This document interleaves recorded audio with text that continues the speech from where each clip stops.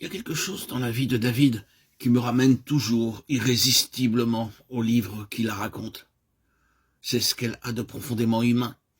Je m'explique. De toutes les existences que la Bible nous présente, il y en a peu, si même il y en a. Celle de Paul, peut-être, qui est un caractère autobiographique aussi prononcé.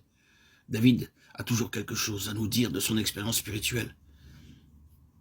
Sans infatuation aucune, il met son cœur à nu, devant nous.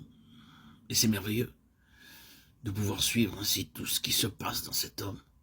De voir, par exemple, comment il réagit en face des épreuves qui l'atteignent. C'est pour cela, sans doute, que les psaumes ont acquis une place aussi importante dans la vie spirituelle du peuple de Dieu. Car ils ne sont pas autre chose que la longue confidence d'un homme qui nous découvre sa vie personnelle et nous fait pénétrer jusque dans l'intimité de sa relation avec Dieu. Quand on lit cela, on se rend bien compte que tout dans cette vie est dans la ligne de l'onction et ne s'explique qu'à cette lumière-là.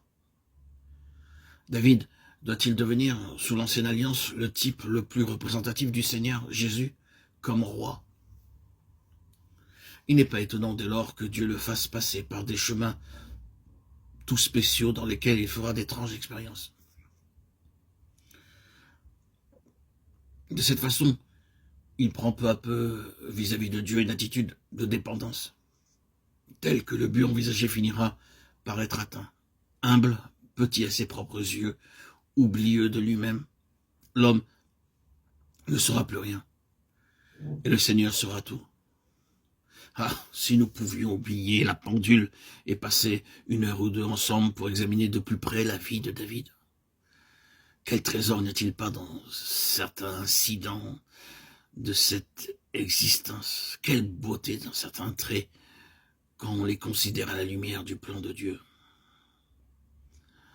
Un oint de Dieu ne doit pas se faire justice lui-même, ni même insister pour vouloir faire la preuve de son bon droit.